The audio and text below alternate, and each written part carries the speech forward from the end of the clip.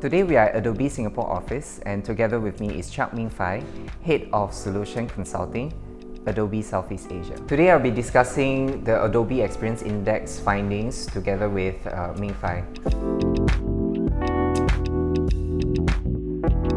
Okay, so let's talk a little bit about frustrated customers and their experiences. So over 1 in 4 surveyed have had bad customer experience or customer care. So the net result is that 1 in 3 of them would abandon cart, which is quite detrimental to any business, right? So what does this result show that consumers want?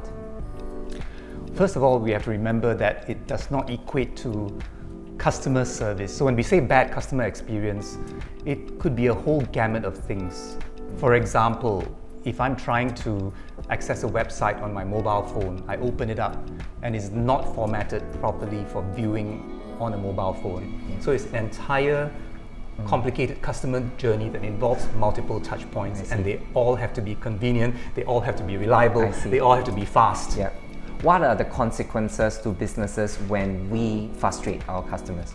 Well, the consequences could range from going to your competitor to bad-mouthing that brand. One of the findings of that index are that especially people in the younger age ranges, such as millennials, are more likely to actually relate the experience on social media, and that's reputational risk to a brand. So of those surveyed, 42% of millennials and 48% of those aged 35 and above complained directly to the company after the last bad online experience that they had. The other actions were more indirect, so such as like telling their friends and posting on third-party review sites. What can companies do to make sure that their consumers actually go to them instead of alternative channels to air their grievances? Well, the obvious answer is that, first of all, companies have to be really good at listening to their customers or listening to consumers. So this could again involve a variety of practices. For example, listening on social media, being active in responding on social media, having a good view of their customers and what kind of complaints their customers send in through various channels, such as email, such as call centers, such as comments on the website, or contact forms on the website. I think contact forms on the website, for a start, are very notorious for disappearing into nowhere. Like no one reads it, no one responds to it.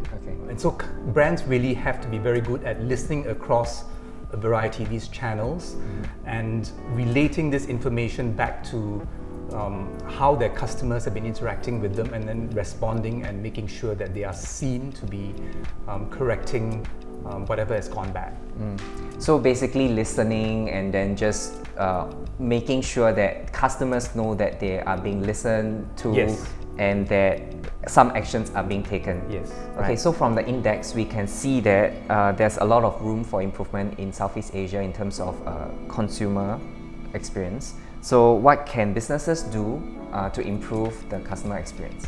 I think this is definitely on the agenda among C-level executives in Southeast Asia. Many CMOs are very focused on what they can do to improve the customer experience. And I think there's a great opportunity, especially with findings like that, for businesses to invest in this area. Many businesses have started by investing in the data layer, for example, making sure that they get better insights into how customers are interacting with them. On top of that, businesses are also very focused on content, because while data is the customer's voice, is what customers are telling you about what they want from you, content is the business's response to a customer, and it's how they interact and engage with the customer. And so the second thing that these brands are doing is investing in creating more content so that they can personalize digital experiences and customer experiences. And the third thing, of course, is that on top of that, they have to find the right capability to deliver all these responses to customers and engage with customers across the right channel in real time. Okay, So you mentioned, so the first one is to collect more data about Yes. your customers, right? Then the second one is to create more content so that it's more personalized for them. Yes. And then the third one is The ability to deliver in real time Okay. across multiple channels. Okay, so let's talk about the second one. So when we talk about like creating content, how does creating content help to personalize the experience for consumers? Well, we've known for a long time that content has a unique ability to engage people, Yeah. right? Engage people emotionally. Yeah. It's just that now, with the proliferation of digital channels and technology, the challenge is how do we personalize at scale? How do we deliver and create content at scale? Because if you imagine it now, we have to deliver content across websites, mobile apps, across chat platforms, across emails, and a variety of other platforms, right? If you have stores, you might have in-store screens, for example. Right. And then you want to personalize this by age group, by gender, by the customer's intention, by the time of day or whatever, Yeah. right? However you do your segmentation. And so if you multiply all this together, the brand's challenge becomes, how do we create all this content at such a large scale, right? Across so many different formats. That's the challenge today. I see. Okay, so let's move on with the Singapore context. Do you have any insights pertaining to specifically to Singapore? Absolutely. I think in Singapore, we do have some Singaporean brands that are leading lights in delivering a good customer experience. And this is not just right now, but if you think of brands like Singapore Airlines, Changi Airport, for example, these are examples of Singaporean brands that are world famous for delivering a great customer experience. And in recent years, right, we have DBS, which has been rated the best bank in the world by Euromoney, delivering a great digital experience. Yeah. We have examples like UOB, they've launched a digital bank in Thailand, which is branded Tomorrow, and they've won an award for Best Digital Bank. Right? So we do have Singaporean brands that have learned how to deliver world-class customer experiences. It's just that in Singapore, we need to now ensure that more brands are doing this, that more businesses are doing this, whether large businesses or small. Yeah. Can you tell us what is common among the examples that you just raised? Like, what are their success factors when it comes to like having that good customer experience? I think it goes back to understanding what you want to achieve, understanding what a good customer experience is, and then falling back on these tenets of having great data insights, having great content, and having a great delivery channel so that consumers are able to engage with these brands in an ideal way. Let's move on to technology sentiment, right? So we talk a lot about data, so it has to be coupled with technology, right? Absolutely. So there's a lot of technology that goes behind collecting all this data, right? So there's general consensus that businesses should provide personal service. Everybody wants to feel special, they want to feel valued as a customer, whether in store or online. So let's talk about stores first. In the store context, I suppose we are referring to the hospitality and how consumers can actually get help from a human, right? So what else can stores do to improve the experience, especially particularly in terms of technological implementation? Great question. I think when it comes to the store is, to a brand, just another channel with which to engage consumers. But it's a very unique channel in that it's a very physical channel. And for a long time now, the emphasis has been on personalized service, using people who are great salespeople or great customer service people. I think there's also an opportunity to augment this using technology.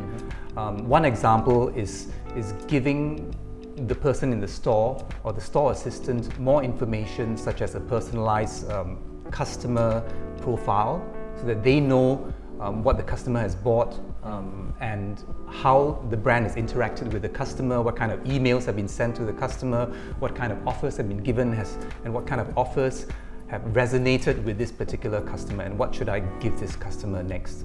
That's one example. But also other examples such as delivering more content in store with in-store screens, for example. So these are examples of where technology can come in with data, with content, and again with the right delivery technology to augment the store experience. Do you have any examples for us in terms of like how technology, enhances the consumer experience? We have seen a lot of examples today where they enhance your experience in terms of speed and convenience by doing self-checkout, for example. Yeah. So what you gain is that you can check out faster and without having to join such a long queue for a human store assistant to check you out. Yeah. So that's one example, and it's gone beyond that to a lot of experiments, I think, around the world now where you don't even have to scan the goods, right? You just take a bag of goods, you walk out, and it's even faster than the self-checkout that we're experiencing today. That's really exciting, isn't it? Right. So I think I would love to try that one day. I hope it comes to Singapore. Yeah. So Amazon, if you're watching this, we have talked about physical stores. So let's move on to online shopping. So online shopping is rather impersonal. There's no human to attend to you. That even if there is, they are behind a computer, right? It's behind your device, right? So what is a personal service in the online context? What does it mean to be personal in the online context? Great question. I think first of all, I wouldn't put it that way to say that online shopping is impersonal. Online shopping is personalized in a different way. There are actually many opportunities to personalize an online shopping experience. For example, giving you a list of your most frequently bought products, and especially I think in the area of grocery shopping, that allows you to quickly fill up on things that you normally buy. Having the ability to predict, for example, are you running out of salt, are you running out of sugar, are you running out of soy sauce, and things like that. So one way to personalize the shopping experience. Another way of personalizing it is to use big data to say people who have bought the same things as you are also interested in these other things. So the typical recommendations scenario. And I think that's been used very often in places that sell music, for example, on shops that sell music or that sell entertainment content. They use recommendations technology to recommend to you whatever you bought before. Other people have also bought or consumed the same type of music or movies as you, are also watching these movies or also listening to this music. So it sort of enlarges your own possibilities in terms of what you want to buy next. We have discussed, physical and then online, but a lot of businesses these days are like a hybrid of both. So they have physical presence and they have online stores as well. So how can businesses with both physical and online stores ensure a seamless personal service experience from online to offline and vice versa? I think that can be done through the use of technology. For example, data, as I mentioned. Making sure that you stitch together data from online and offline experiences. That's still a bit of an art right now, but many businesses are starting to figure it out. How do I figure out what you're doing in my physical store, what you're buying, what you're asking for, and then combining that with what you're looking at on my website to figure out what is your intent. So from the data point of view, that's the challenge today. And then there are other things that you can do, such as from the content point of view, making sure that the content that a person sees, for example, if I'm giving you an offer and that offer is crafted in the form of a certain piece of content, that you see the same thing in your email and on the website when you go to the website, and then personalizing the experience so that when you go to a store and I know it's you, I'm showing you the same thing in an in-store screen. Right, so you get a sense of identification with that piece of content, and you know what you're getting. Okay, so I'm not too sure if the index actually reveals this, but are consumers ready for this? Like it feels a little creepy in a way. you know, like the moment you walk in and then, you know, all these things they know about you just shows up. I think there is one part of the index where we mentioned 4 tenets of customer experience, and the first tenet is know me and respect me, and that resonated very well with the survey audience. Yeah. Right. Most people want that. They want a brand to know them, right? So that it gives them a lot of convenience. They don't have to repeat the same requests and all that. Yeah. But at the same time, the respect me part is very important. You have to respect my privacy. Right. Right. Okay. So I think that's a delicate balance that every brand has to go for to be able to personalize an experience but not make it too creepy. So as an example, in digital marketing, one common thing that many brands do is what is called retargeting. Yeah. Like, for example, if you're trying to buy something and you don't complete the transaction, I'll try to find a way to reach back to you, either through maybe a paid ad or some other way to say, hey, did you forget to check out? Or would you like to come back and complete your transaction? And one of the best practices for not making it too creepy is that even though in technology we have the ability to do that immediately when you abandon the cart, we don't do that. Right? That would be too creepy. Yeah. So we try to wait maybe a few hours or half a day or something like that and get back to you. Yeah.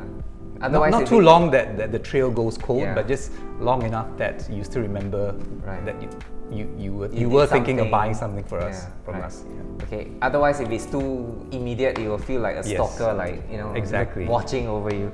Yeah. Oh, cool. So the delay does help people to not feel that they are being watched and so on. Okay. Exactly. Okay. Let's talk about automation. Consumers are generally quite comfortable with complete automation. In terms of the interaction that they're having with the brand. But the youngest age bracket, 18 to 24 years old, seem to be the least delighted by automation, which is pretty surprising, right? Given that they grow up in this digital age. So is it possible for businesses to improve this satisfaction with completely automated interactions? Well, first of all, we didn't ask respondents for their reasons in the survey. So in a way, we are speculating on the reasons why, and one of the possible reasons could be that because the younger generation grew up in the age of digital, so they had a large say in influencing how the digital age was brought about and what good digital experiences are, and as a result of that, it may be harder to satisfy them than people who are older, for example. But coming back to the second part of your question on completely automated experiences, I think there's definitely a lot of possibilities there for brands to delight customers with completely automated experiences. And it's done in many ways today. If you think about it, for example, if you take the MRT, it's a completely automated experience. And we're all very used to it. There's no human interaction along the way. Now that you mention it, then I realize that, it's really automated. Yes, exactly. So we are actually very used to completely automated experiences. And as long as it's done in a very seamless manner, and the technology is transparent to you, and we are all used to it, and we are all very happy with that, right? That's true. Yes. I'm sure you wouldn't want to go back to the days when there's a human standing there checking your payment card. Right? Yeah. Actually, I wouldn't want anybody to be checking my airline tickets these days. Yes. You know, I just want to like put it on that scanner and just move on. Yeah. All right. Okay. Cool. I think sometimes certain things that are automated so much that we take for granted. Yes. And they become like transparent to us. Yes. But in fact, they are very automated now. Good. Cool. All right, so let's move on to small businesses, right? So because we've been talking about automation and so on, so it sounds like there's a lot of work to be done. It sounds expensive. So what can small businesses do to start automating? I think you mentioned in your question that this sounds expensive, but actually the barrier is not the technology. There's a lot of technology out there. We don't have to think of automation necessarily as being like industrial scale robots, right? There are many levels of automation. I've seen instances where small businesses, just by looking at the internal business processes and automating parts of it into digital documents and digital processes, have been able to save, say, the equivalent of having to hire one additional person. And I think they can start first by looking at their processes, where they interact with customers, where the customer pain points are today, where their own pain points are internally in terms of unproductive processes, and think of ways to automate them.